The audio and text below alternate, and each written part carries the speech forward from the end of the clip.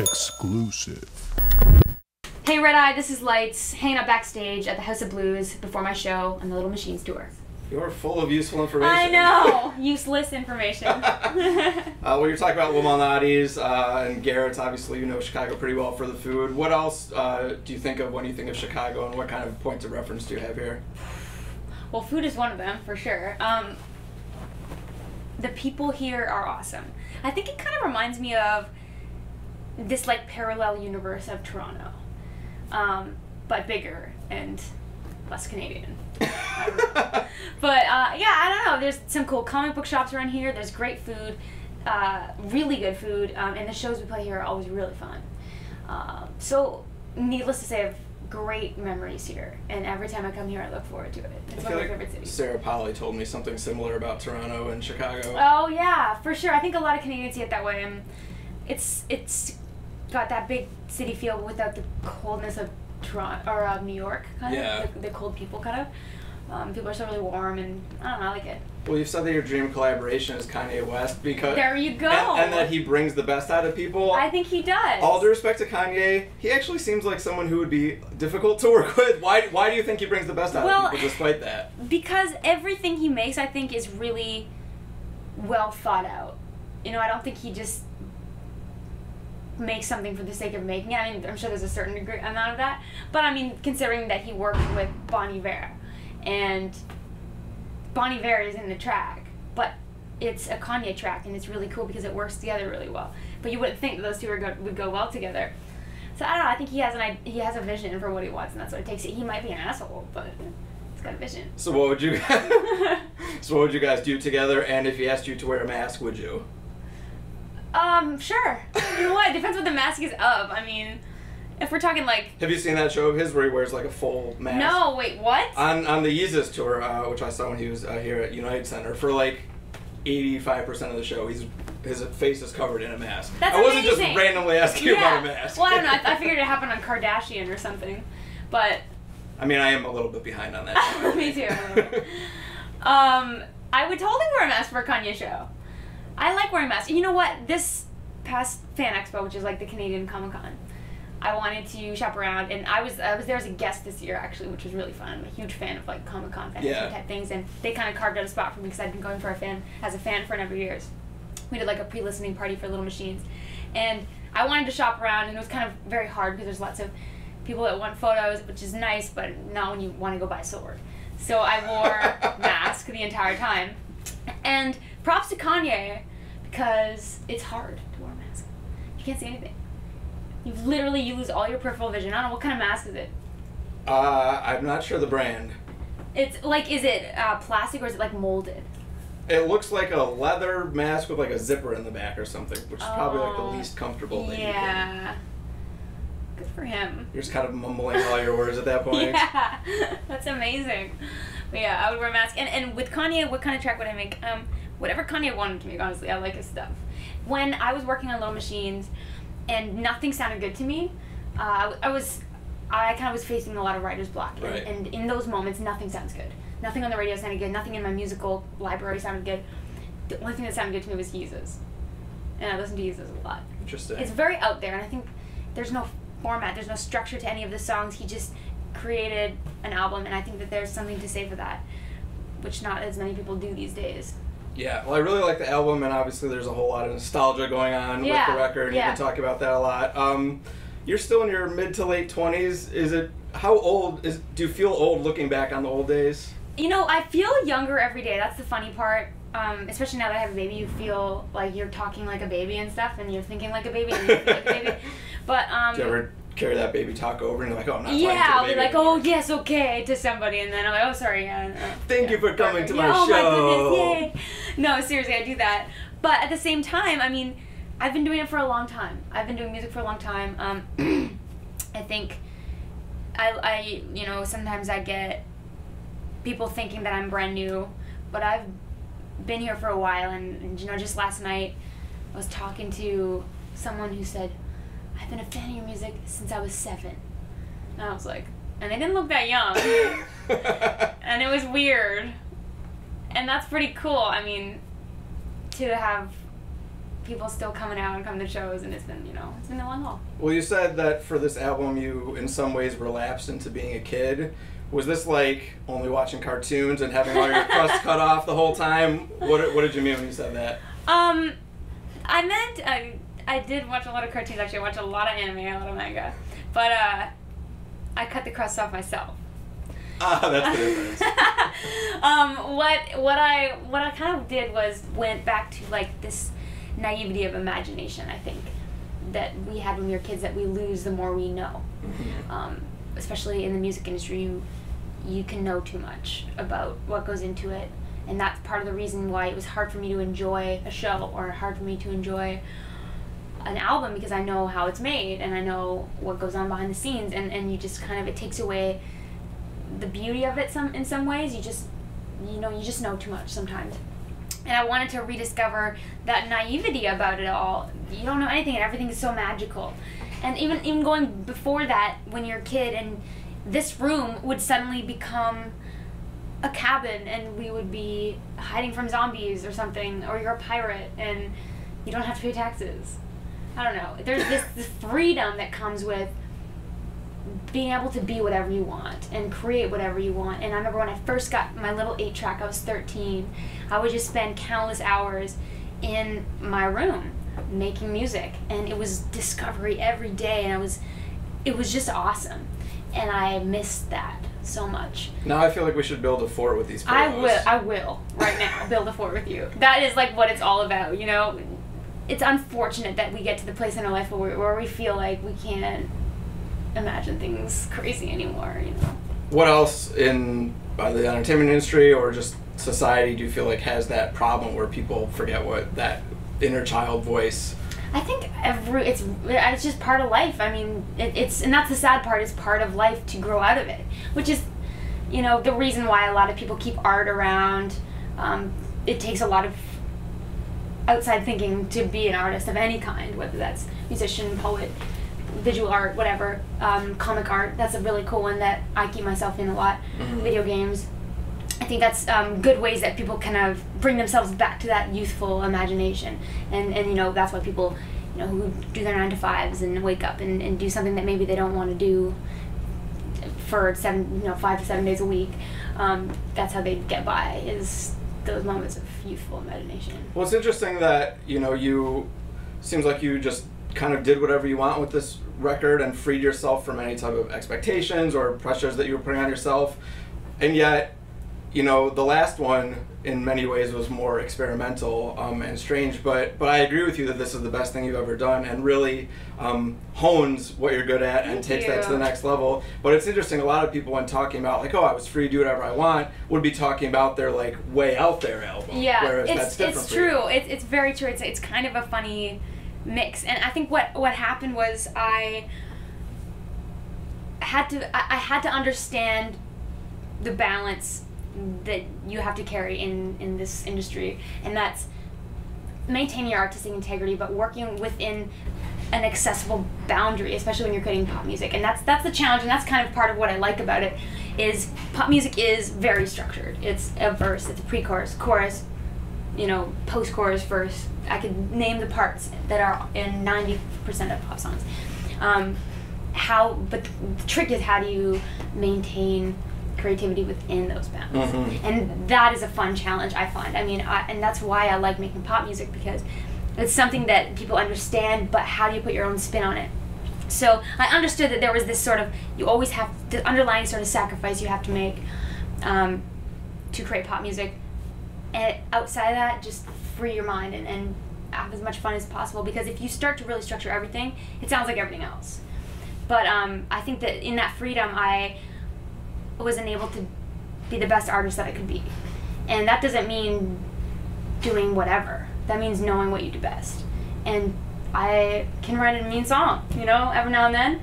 And that's what I think it freed me to do, is do what I do best. And melody, a powerful lyric that can move you for a couple minutes, and molding it all together with some cool synths. Yeah, it's both confining and freeing. Yeah. I mean, you look at the new Taylor Swift album, no matter what all the people grumble about, like, I think it's really good. And the focus actually enhances what she's good at too. I think that's what it's all about. It's not about like, oh, verse, chorus, bridge, whatever. Like, it sounds, wow, you nailed. How do you all shine of this. in that boundary?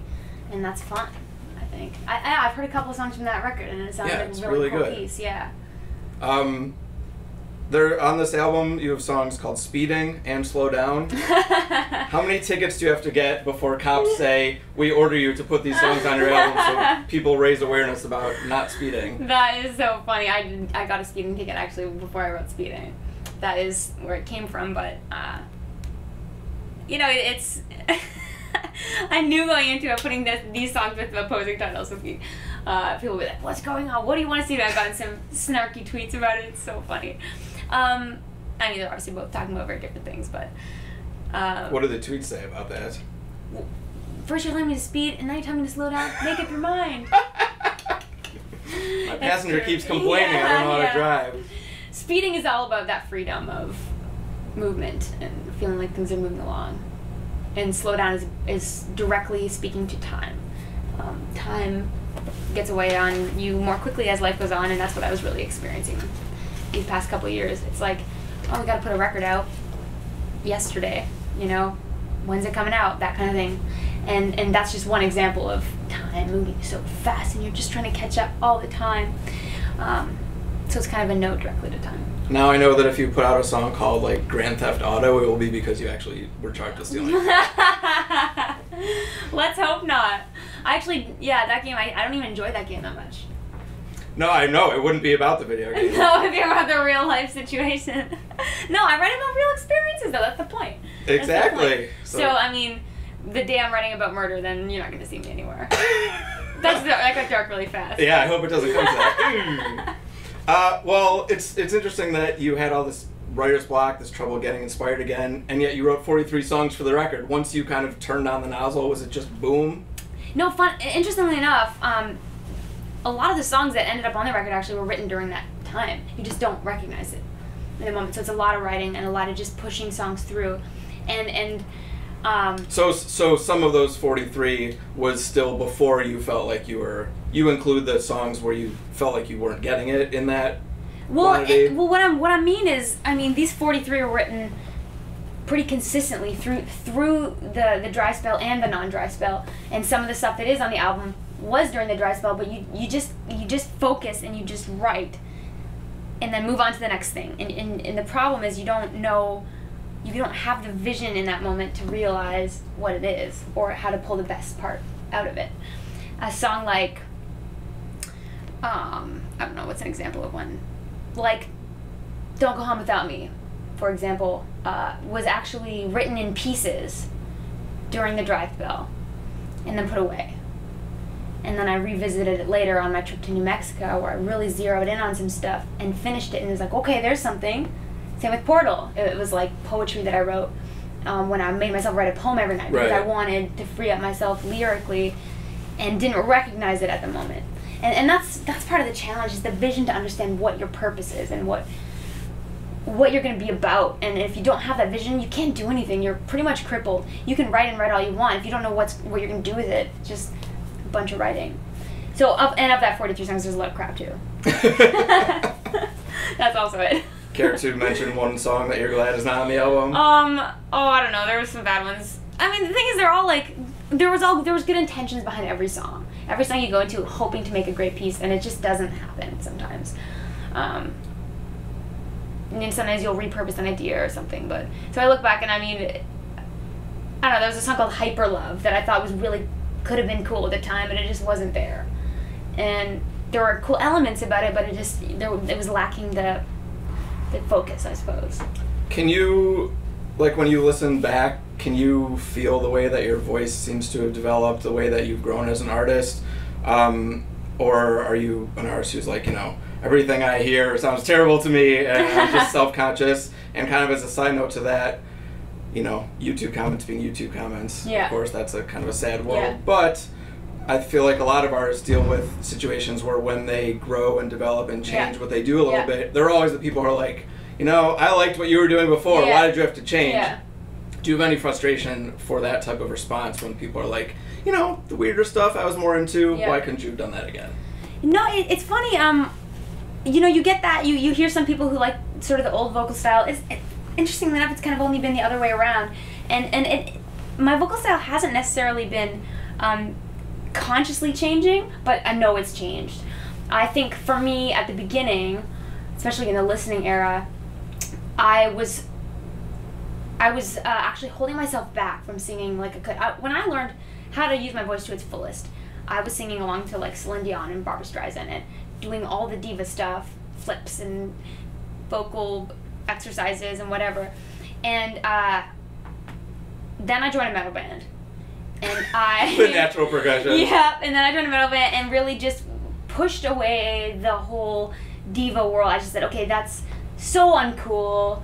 I don't want to do that. I want to be the furthest thing from that as possible. I'm going to do it the straightest, most simple, like just subtle lo-fi voice that I can. And that was a conscious decision. So for the first record, I was avoiding hitting all the high notes. I would do them here and there. I was avoiding putting too much emphasis and like power into vocals because I didn't want it to take away from the fact that I am not just a singer. I can write and I produce and do all these things. So that was a conscious decision. And as time went on, and I focused on my identity as an artist, there's less of a fear that you're going to be lumped in with a diva and maybe not be taken seriously for an artist. So I started to open up my vocal cords a little bit and learned a little bit more about my voice too, especially after touring. That power in a vocal can control a moment, and especially watching people like Kate Bush, and Bjork, who just have so much character in their voices that I really learned to embrace that side of my voice. I knew I had it all along, I just didn't think I wanted to put it out there yet. And so there has been a change in my voice, I find that so fascinating to hear an artist do something that was there before, but for whatever reason, like Patrick Stump told me, Fall Out Boy told me something similar too, because if you listen to their first album, I mean, he sounds good, but it's not even close to the way that he's all singing over the on place, newer stuff. Total diva, Now he's like a diva soul singer totally. In the best kind of way. Totally. Well, and that's exactly it. And I think you have the right as an artist to pick and choose what you want to show off. And I think at the beginning I was like, I'm not a singer isn't number one. I'm a singer maybe third. I'm a writer. I'm a lyricist. And so I thought these are the priorities of what I'm going to show off. But with this record, I remember even going into it without any cognizant direction vocally. It was just, I'm just going to sing it. Not try to make it sound like anything. And it ended up sounding like it does, which is more how my voice really does sound. And I thought, well, is it going to be boring? I mean, is it going to be putting the focus on the wrong thing? But listening back, it really worked with the record. And, Sort of an extension of Portal. The movie Interstellar comes out today. I want to see that. Which definitely deals with portals and all sorts of weird Have traveling you seen relativity. it? I have. I actually thought it was bad. Really? I love Christopher Nolan. I've liked everything he's done before. It is stupid and ridiculous and like super serious but shallow. Okay. I did not like it. Oh no! That makes me sad. I was hoping it was really good. How much do you buy into those ideas though? Think about the possibility of travel like that? Believe in life on all sorts of other places? I totally think there's extraterrestrial life. Yeah. Absolutely. We can't be the only thing out there. Firm believer in that, for sure. But I also, I don't know, I just am positive. I mean, I do have a very open mind, though, and I mean, even into a spiritual level, I believe that there are dimensions around us that we can't see, and forces happening that we can't explain. I don't know. It's too lame to not think that. I don't know. You know what I mean? Yeah. That's the most wise thing I ever said.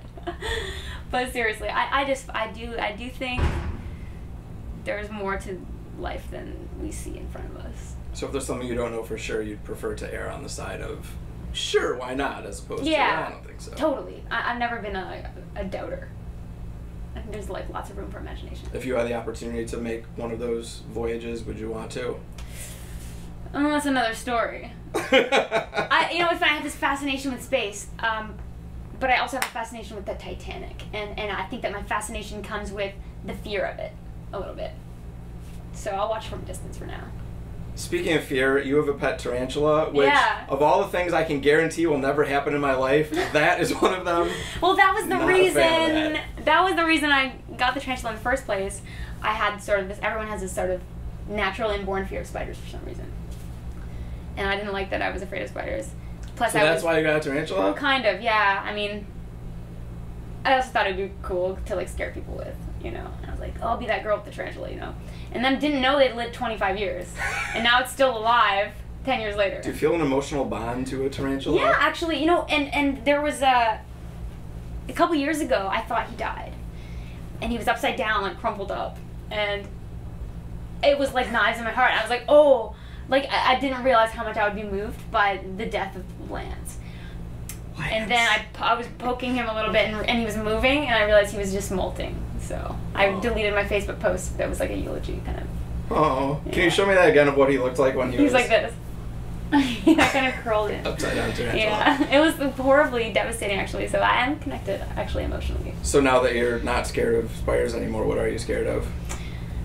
Skydiving and scuba diving. All the divings. Diving board diving isn't that bad, but I don't know. Those are the two things that I don't think I could ever do. And I'm working on my fear of deep water, which is the space in the deep water thing. I don't know. I'm fine on the ground right now.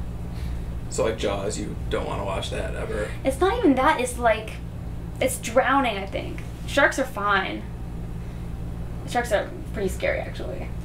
You're less scared if there are no sharks. Yeah. Because then it's just the deep water. No, exactly. But I mean, it's all the same. If there's sharks in there or not, it's still scary. I've seen some really cool things in my life though. Like I went scuba diving and I've been stung by a jellyfish, and I've spent my time on the cool reefs and everything. So I can't say I'm that scared of it, but I don't know. There's not a whole lot of things on this the ground that scare me. Interesting. Well, with the record being called Little Machines, I thought it'd be fun to play a little game. Okay. I'll name some little machines, some pairs of them, and you tell me which one you would be sadder to have to live without. Okay. Or which one you couldn't live without. Okay. DVD player or a toaster? Well, this is a conundrum because there's so many other things that can play DVDs now. Does that like include laptops and Xboxes that you play CDs from? Because I don't care about losing my DVD player, but I've got all those. You've defeated me in this question. I didn't think about that. Yeah, let's say all possible DVD playing mechanisms, or a toaster. And you know, the DVD is a dying art. I would be most sad to lose a toaster because it's complicated starting a fire. Microwave or dustbuster? Microwave, as horrible as it is probably for us, I really like my microwave. Phone or iPod? I would miss my phone a lot more. Hair dryer or coffee maker? Hair dryer. That's, you know what, here's a fun thing. Another fun fact. It's not really that fun. I think about it almost every time I blow dry my hair, how much I would be bummed if there was an apocalypse and I couldn't use it. What? Almost every time. Why does that go through your head? Because it's great. And I haven't let my hair naturally dry in a long time. And I'm scared, frankly. And that's going to be the first thing to go in the apocalypse. Well, yeah. It takes up so much power. It really does. Like, I stayed at an Earth ship while I was writing this album out of New Mexico, off the grid home. You have to, I mean, all the power comes from solar power, and it's stored up in these batteries. And it's great. Like, there's a good amount of power in there. But it talks about some of the things that take up the most power and just recommends you to not use them so you don't use up your power. If it's a cloudy day or something. One of them is blow dryer. One of them is straightener. One of them is like, toaster. Anything that produces heat, I think, takes a lot. But so yeah, if you're limited in power, then you wouldn't be able to use a hair blower. That's very interesting. That's what you think about every time you blow dry your hair. I actually think about the apocalypse a lot. What? Really? Yeah, I do. Like like as in the sun exploding, or like zombies? Somewhere between the two, I think. The sun exploding would be just there would be no apocalypse. We'd all just be dead. Maybe if zombies came out of the sun. That would be crazy. Best of both worlds. That would be crazy. But yeah, more so like Walking Dead type apocalypse. Why do you think about that so much? It's exciting. I don't know. It makes me feel like there's more. You're more of a hero than you really are, maybe. You know, when you pick yourself in the apocalypse, you have boots and like a gun, and you look really cool. But in the real apocalypse, it would be horrible. I've watched Doomsday Preppers, and it's kind of crazy. Have you seen that? No. It's all these Americans prepping for Doomsday, for all the different reasons and all the things that they do to store up, whether it's food, ammunition, like really crazy barracks. Like there's some people that are prepped out. But it's not as cool as like the movies where they fight zombies, really. It's kind of almost as cool. Really? Except you kind of like they're super serious. And I kind of want to be like that. And I have a little kit and everything. Yeah, like a shed water full filter, some lentils. Water filter and lentils. Yeah. You should get like 10 hair dryers that you put in your shed. So. I know. What would you power it from, right? This past December, power went out in Toronto for a week, and it was freezing, and we had no heat and no hot water or no way to heat anything, right? So it was freezing. I mean, after the second day, we're breathing smoke in our house, and it was in those moments I started to dip into the kit a little bit, you know, for some of the food. But you realize that there's nothing you can do without heat. We didn't have a little stove or anything like that. Like it was just like we had to get a hotel after a while because it was just horrible. And I realized that'd be terrible in an apocalypse. But in the future, when hair dryers run on lentils, you'll be totally fine. Thank you. And now I'm prepared. Because of all the poetry that you did before this album, I thought it could be fun if you're up for it. If we can sort of improvise a poem a little bit. Okay. If we could just kind of like each say a word and we'll trade off and kind of see what. I need to get into creative position. Okay. Me too. Which is cozy. This is more like this is the creative position for me. Okay. Do you want to go first? Yeah. What do we want a poem about? Anything. If it's improv, I don't think we can plan. All right. I think we just have to. No, you're right. You're right. Words. Well, I mean, you need some kind of purpose. Like, are we writing something about food? If you like. Or apocalypse. How about an apocalypse somehow involving food? Okay. A little lack of food. Okay, let's think. Alone in the street, where there are no lights. Windy days and blistering nights. Oh, wow. It was morning when I saw all the tomatoes running towards me. The news predicted it. Like everything else we said, you know, my shows are on. It'll be fine. No one was laughing as the ketchup sprayed. The tomatoes were full of revenge. In their eyes boiled the deepest of hate. It stirred me in my seat. I shifted my shoulders and stroked the rifle. I whispered a prayer in my mother's ear and looked down the barrel at the tomato drawing near. The saddest part was the farmers. They felt responsible. They said, hey, we'll throw some liquid nitrogen on this tomato. What could happen? Some said no. Some said more. Our desire for invention and creativity would be what doomed us in the end. I felt the burn, the fires. They were rampant across the city. I didn't know where to go. I had nothing left.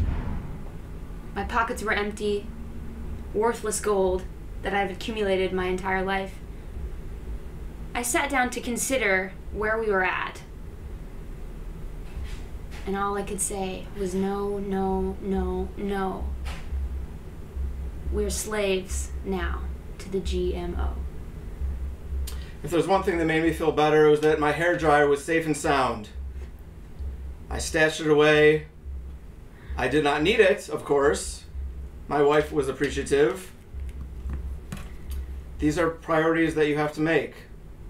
All the decisions that you think, well, I don't think the time will come, but maybe, just maybe, we'll see it. I like this free verse. And now, if there's one thing that sticks with me most, it's that there are numerous uses for a hairdryer outside of blowing your hair dry. I slammed a tomato with one and it killed it. And I realized that the apocalypse can come to an end with the use of repurposed hair products. And that was Zombie Tomato Hair Dryer Hero. Very, very, very deep and like emotional. I was really feeling it. That was awesome. That was wonderful. You're amazing. Likewise.